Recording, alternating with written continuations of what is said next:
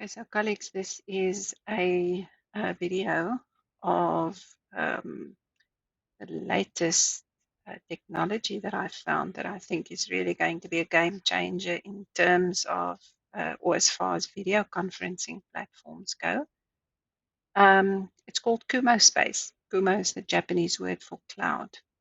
And it works similarly to Google Meet and Blackboard Collaborate and other conferencing platforms, but you will quickly see that there are actually quite a number of changes that actually make it a very, very interesting tool to use. So my space is already set up. It's called Human-Vogel. And so I'll be joining it and showing you what it is. Right, so what you can see here is that I have rooms, several rooms actually. You can have up to 50 rooms, and each room can take about 30 people.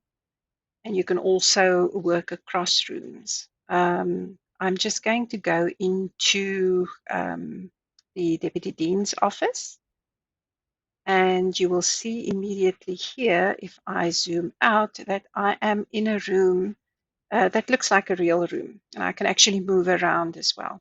So wherever you put your welcome mat, that is where your guests will join, and you will see them on a little camera. You can also switch your camera off. You can switch it on, so you have the same choices in terms of showing yourself or not. There's a little star next to my name because I'm the host of this room. And you will also see that there is a circle around me. And the way that this app works is that it works with spatial audio. So whoever is in this circle of mine will be able to speak to me, and I will be able to speak to them. But if there is someone outside my circle, I won't be able to hear them. So you can quickly see how it's possible to actually have multiple conversations in the same room. And just to sort of illustrate to you how this works, I have a piano over here. And at the moment, you won't be able to hear anything around the piano. But if we move closer, you'll be able to hear the piano. Let me illustrate.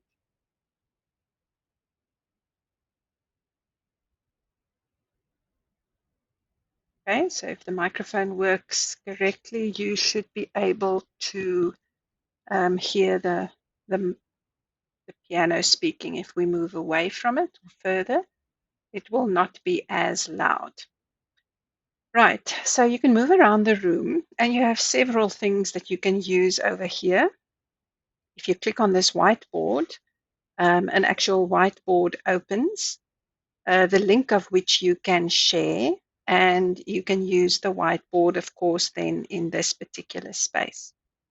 You should also hear something in the background, and that is because I'm close to the video screen that is over here.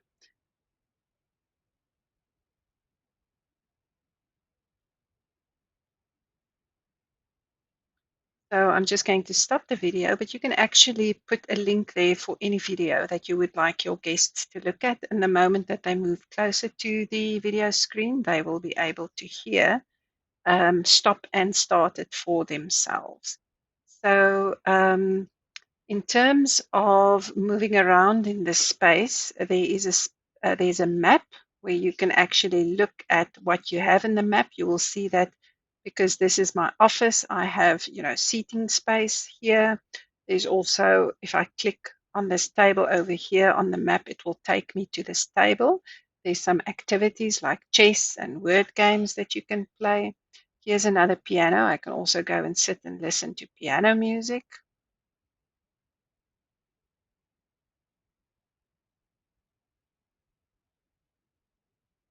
And if I move over here and I click on this tray over here, I can also pour myself a glass of virtual wine. Now, just to give you a sense of what you can actually do here is, of course, you can walk around the room and you can speak to different people if the room is very full. But beneath here, you also have a broadcast feature. And you can choose whether you want to broadcast something only to this room or to everybody in all the other rooms. So let's say you set up 3 or 4 or 5 rooms for different groups of students or for different groups of people. It can be a conference with different streams. and you want to have a keynote or a plenary, for example, that you want to broadcast to everyone, or maybe you just have students in different groups in different rooms and you want to speak to all of them at the same time, you can actually choose this everyone in all rooms and you can start your broadcast.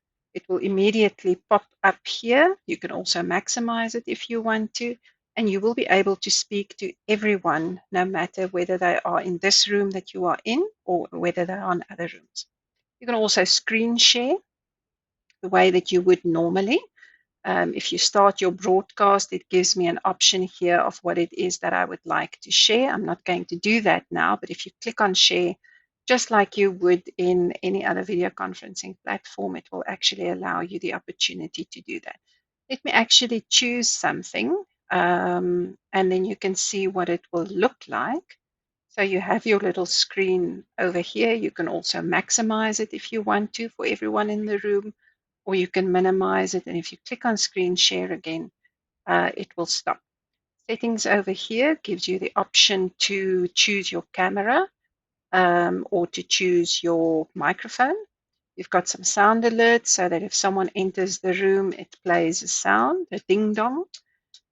For new messages, you have your chat function over here where you can send chats, and of course, you can also show the range indicator. So at the moment, you will see that there's a fairly large circle around me because the setting is on loud, but I can also make it quiet, which will then make it possible for fewer people to be in my circle. And this might be something that you would want to consider if your room is fairly full and you don't want too many people to overhear the same conversation. And this will allow people then to move in and out of conversations as they choose. I'm going to exit the room over here just to quickly show you what is possible. So I've got a boardroom over here.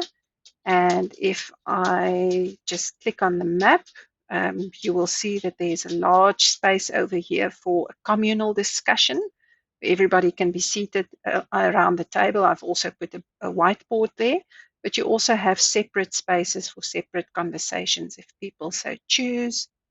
And you have, your different kinds of spaces. I created a terrace space over here, which is a little bit more informal. And you have this button over here on the right-hand side, which is Edit. And this basically allows you to customize your room in any way that you want. So I hope that you will explore this. I have already tried it with a couple of meetings as well as with a sort of a larger gathering. It works really quite well. It's nice for people to feel like they can be moving around and joining different conversations as they would like to. It's nice to be able to have music and to just have a little bit more of a real life setting that one would normally have if you have all the faces staring at you sort of on a Google Meet. And then, of course, if you look at your conference setting, what I've done here is I've created a sort of a setting where you can have all 30 people in the room listening to a speaker. You have some informal space here on the left and the right-hand side if people want to be outside of that space. And you can also set up presentations here on your video screens for people to watch at their own time. So that is it. I hope that you will take some time to explore this. I think it's a really, really nice tool to actually host not only work meetings, but also social meetings. And that is what I would like to share with you today. So I hope that you enjoy.